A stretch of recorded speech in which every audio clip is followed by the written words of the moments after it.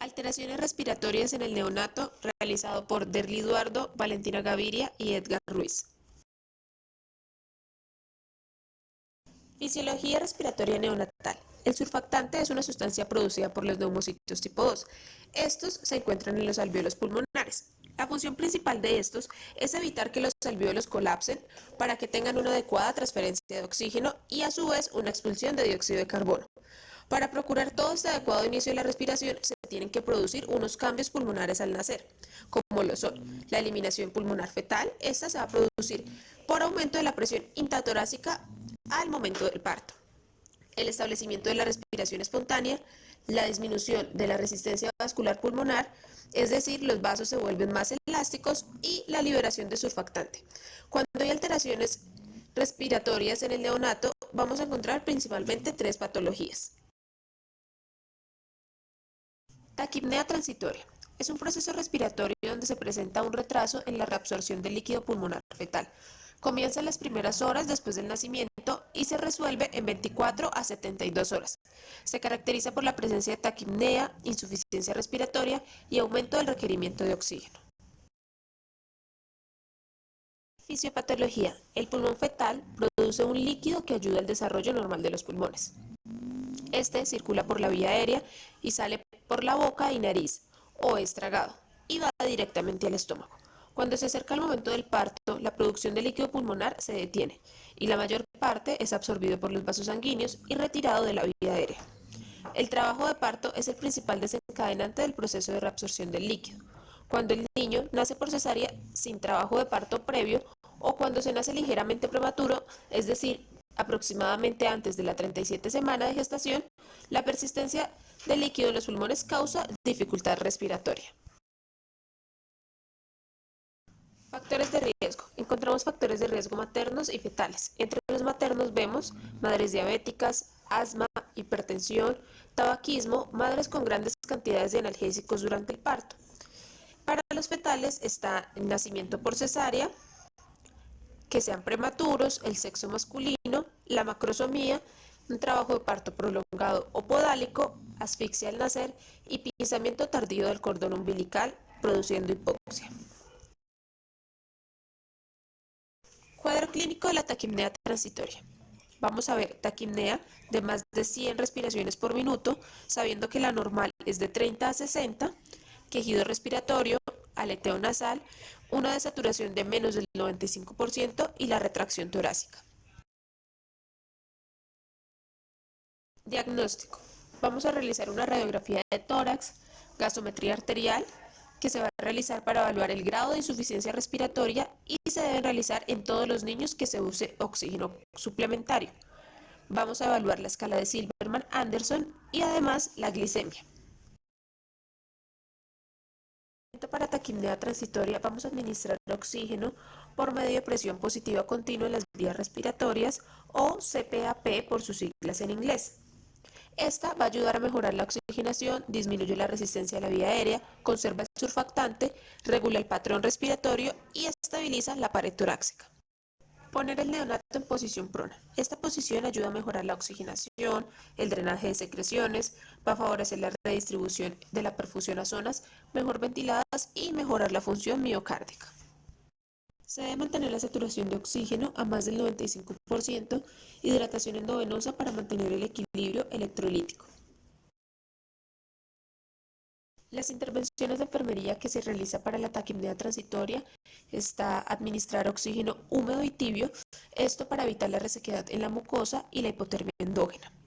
Mantener vías aéreas permeables para así mejorar el intercambio de gases, medir e interpretar los signos vitales, enfatizando siempre en la frecuencia respiratoria y en la temperatura. Disminuir la fracción inspirada de oxígeno gradualmente, esto para evitar un descenso brusco de la presión de oxígeno que nos va a conducir a una hipoxemia severa. Evitar los cambios bruscos de concentraciones de oxígeno, ya que pueden provocar una hipertensión pulmonar. Cambios de conexiones del equipo y los depósitos de agua del mismo. Lavado de manos vigoroso antes de la manipulación. Vigilar signos y síntomas de infección y extremar profundamente las medidas de asepsia y antisepsia.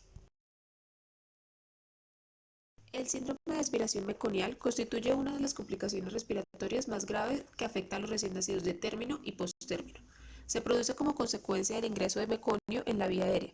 durante un episodio de asfixia perinatal, lo que ocasiona un cuadro de dificultad respiratoria en el neonato y aumento del riesgo de morbilidad neonatal. Este riesgo se puede producir en dos eventos: antes del rompimiento de las membranas mezclado con líquido amniótico o durante el trabajo de parto. El meconio proviene del intestino del feto y está presente desde el tercer mes de gestación. Es una sustancia estéril de coloración verde-negra con consistencia densa. Está compuesto por un 80% de agua, restos de líquido amniótico deglutido, material de descamación, secreciones gastrointestinales, porfirinas, lanugo e inhibidores del surfactante, entre ellos ácidos grasos libres, albumina y enzimas pancreáticas. El líquido amniótico, como sabemos, permite al feto moverse en el útero. Entre otras funciones importantes, está compuesto de proteínas, carbohidratos, lípidos y fosfolípidos, urea y electrolitos, todos los cuales ayudan al desarrollo del feto. El líquido amniótico meconiado se clasifica por niveles. Nivel 1, coloración amarilla o en vino blanco, donde no hay depósitos sólidos. Nivel 2, líquido amniótico levemente teñido, sin presencia de partículas sólidas apreciables, color verde claro como agua de té verde o mate. Nivel 3, líquido amniótico teñido de color verde franco, en el que se aprecian escasas partículas sólidas. Este nivel muy bien podría ser el nivel de alerta. Nivel El meconio en vías aéreas puede producir dos tipos de obstrucciones: obstrucción total y parcial. En la obstrucción total produce oposición o resistencia y como consecuencia vamos a ver atelectasia, por tanto los alvéolos se llenan de líquido. Obstrucción parcial. El meconio produce un mecanismo valvular donde se logra la inspiración a nivel alveolar, pero no la salida de los gases. Como consecuencia, el atrapamiento aéreo e hiperinsuflación de los campos pulmonares, por tanto, dificulta la hematosis, resultando así en complicaciones como neumotórax, neumomediastino o enfisema pulmonar intersticial. Entre los factores de riesgo encontramos riesgo materno y riesgo fetal. Para el riesgo materno está insuficiencia placentaria, preeclampsia, oligoapnios, sustancias psicoactivas, distocia, diabetes, complicaciones de cuello uterino, hemorragia y abrupto placentario. Dentro de riesgos fetales encontramos obstrucción mecánica, disfunción e inactividad del surfactante, inflamación pulmonar, neumonitis química, apoptosis e hipertensión pulmonar, donde haya un cuadro cardiorrespiratorio, el postérmino y la restricción de crecimiento. El cuadro clínico para el meconio en vías aéreas está la presencia de restos de meconio, la cianosis neonatal o verdosa teñida por meconio, taquipnea mayor a 60 respiraciones por minuto, apnea o bradicardia. Los músculos de las costillas se hunden hacia el pecho cuando el bebé respira o se encuentra hinchado debido al aire atrapado, y el signo de posmadurez, que es la piel escamada. Además, una baja escala en el Apgar. El diagnóstico se basa en antecedentes, cuadro clínico, laboratorios y radiografía. El síndrome de aspiración incluirá dificultad respiratoria progresiva, que podría ir acompañada o no de asfixia perinatal, con un Apgar que vamos a ver que está bajo a los 5 minutos y puntuación grave a moderada en test de Silberman-Anderson. La gasometría, vamos a ver una anormalidad en la cantidad de oxígeno y de dióxido de carbono presente en sangre, también determinando la acidez del pH de la sangre. Hiperinsuflado, y en la auscultación con frecuencia se detectan roncus, estertores y asimetría en la ventilación alveolar, con tonos cardíacos alejados o desplazados que sugieren la presencia de un neumotórax o de un neumomediastino, déficit de surfactante, sepsis con edema pulmonar y neumonía.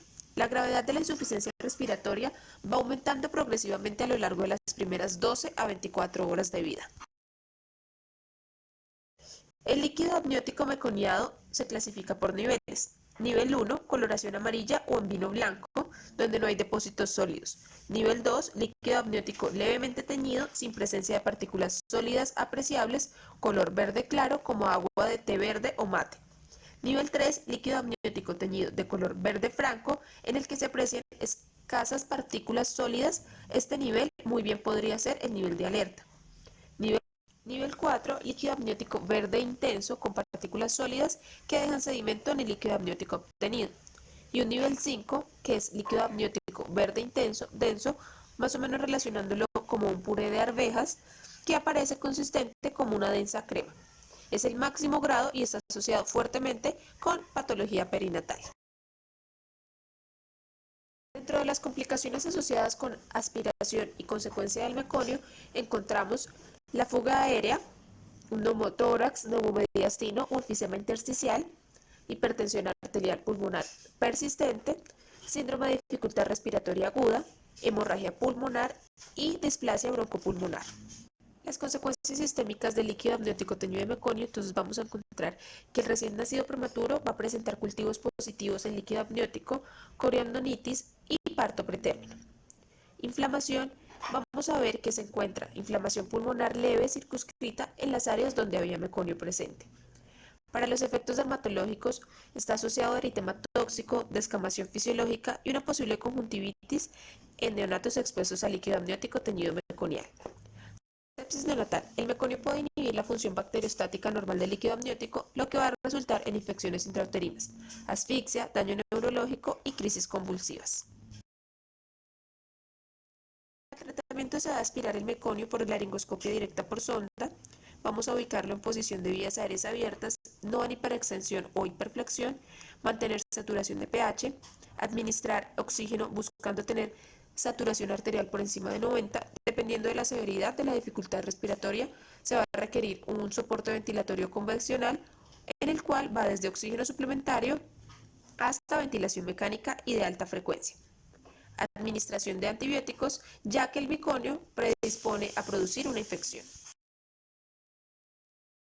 En la enfermería para esta patología encontramos la vigilancia de los embarazos, ya que se debe llevar un adecuado control prenatal para conocer con exactitud la fecha probable de parto, vigilancia estrecha transparto con cuidado especial con trazos fetales categoría 2 y presencia de meconio. Apneinfusión. Esta terapia tiene dos objetivos. El primero, diluir el meconio espeso para prevenir la obstrucción de vías aéreas si se aspira. Y el segundo, liberar cualquier compresión del cordón umbilical, oligohidramnios y estrés fetal. Ventilación de alta frecuencia. Se debe tener listo el equipo y tener objetivos claros para considerar su uso. Los pacientes con esta patología deben estar idealmente en una unidad de cuidado intensivo neonatal con monitoreo continuo de frecuencia cardíaca, respiratoria, presión arterial y la pulsoximetría. El ambiente térmico que se genera será neutral. Se debe mantener la temperatura corporal del neonato para evitar hipotermia. Se harán exámenes de laboratorio como radiografías de tórax, bioquímicos, hemogramas, hemocultivos en caso de sospecha de infección, ecocardiografías, además de gasometrías arteriales de forma seriada, ya que con estas se detectan las hipoxemias y retención de dióxido de carbono. La hemodinámica se debe monitorizar. La tensión arterial será mediante método invasivo y en casos de necesitar medir el pH se recomienda cateterización de la arteria umbilical. Administración de expansores del volumen y medicación vasoactiva. Se puede requerir una pseudoanalgesia con fentanilo. Dependiendo de la estabilidad hemodinámica y la función respiratoria, se va a dar alimentación enteral. Si no se puede, se alimentará por vía parenteral. Se puede reducir el empeoramiento del síndrome administrando surfactante. Registrar de forma horaria con el test de Silberman. Para aquellos casos en los que se dude la aspiración meconial, el estado general del recién nacido será vigilado constantemente.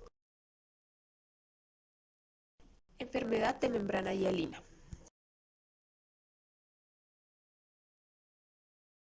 También conocida como síndrome de distrés respiratorio neonatal, es la patología respiratoria más frecuente en el recién nacido prematuro.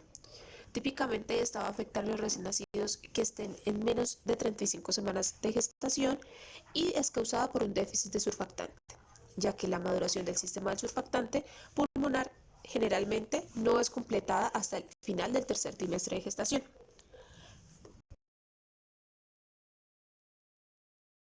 Los factores de riesgo neonatales incluyen la prematurez y el bajo peso al nacer.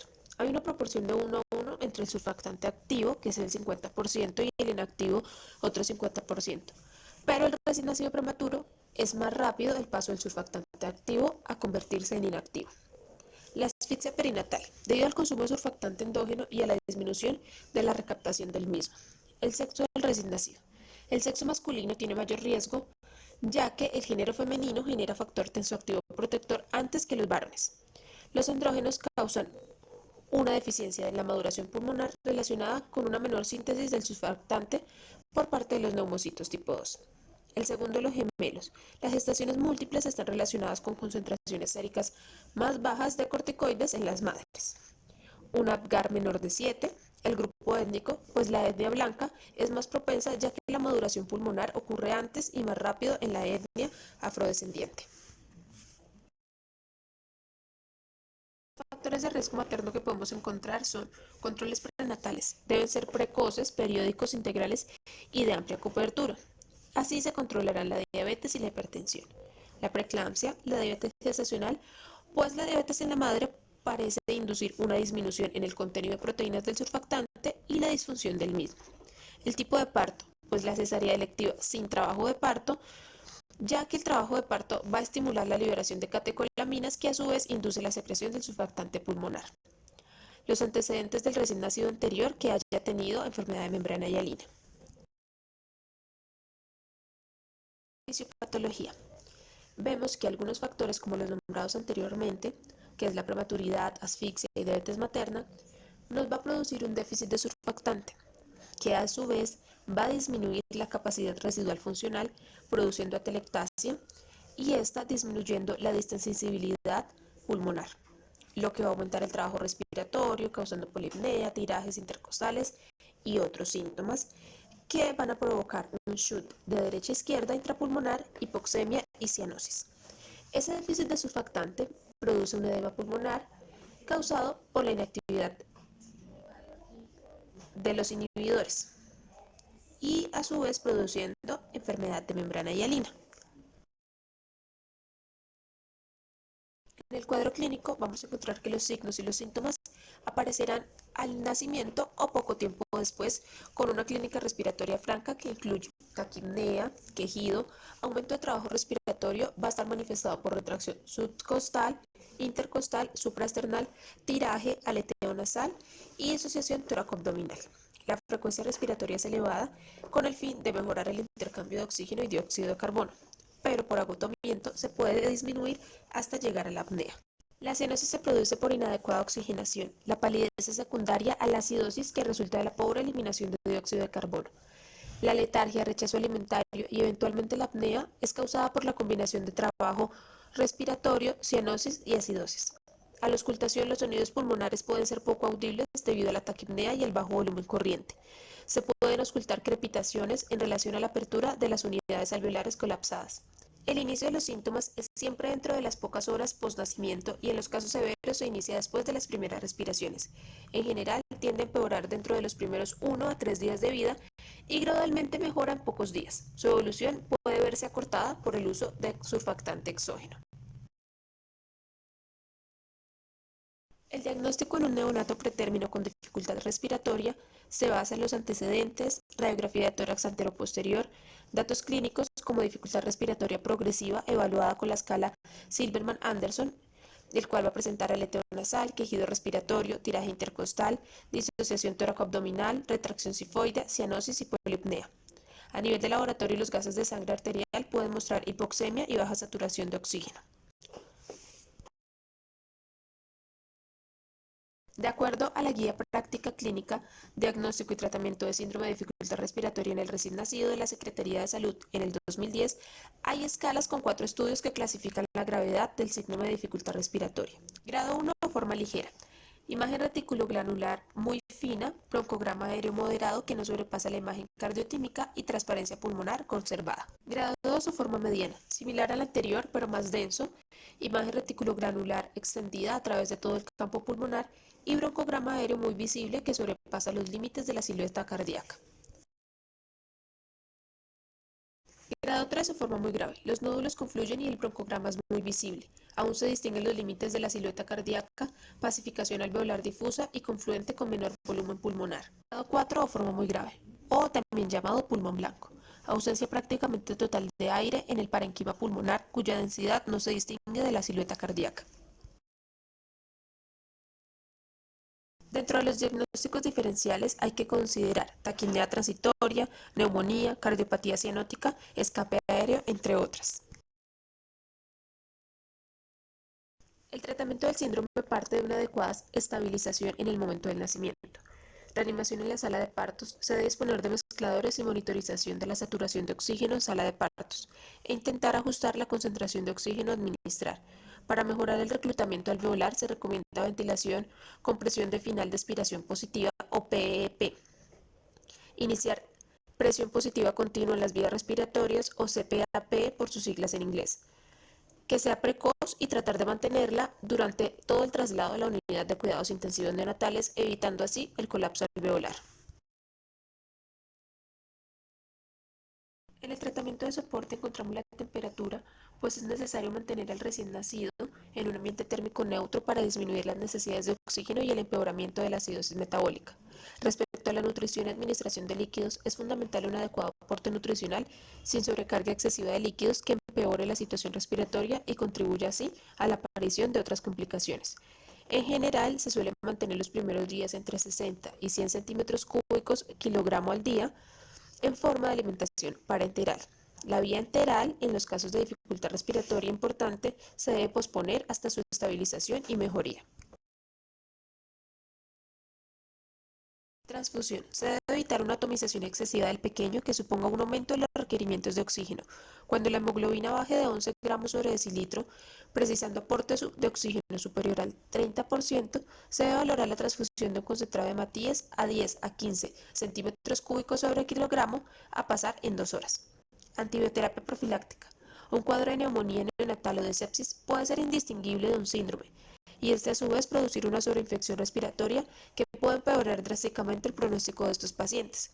Ante un cuadro de dificultad respiratoria progresiva desde el periodo neonatal inmediato, se inicia tratamiento empírico con antibioterapia de amplio espectro, tras recogida de bacteriología hasta la llegada de los cultivos negativos o se mantiene en función de la evolución clínica y analítica del paciente.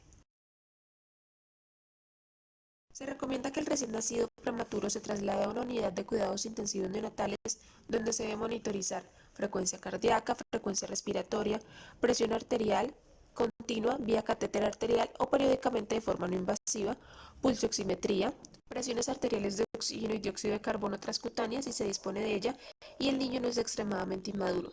Temperatura, controles gasométricos periódicos, controles radiológicos, tanto para el control de las vías centrales y posición del ducto traqueal si se precisa de este, como para ver la evolución radiológica del pulmón.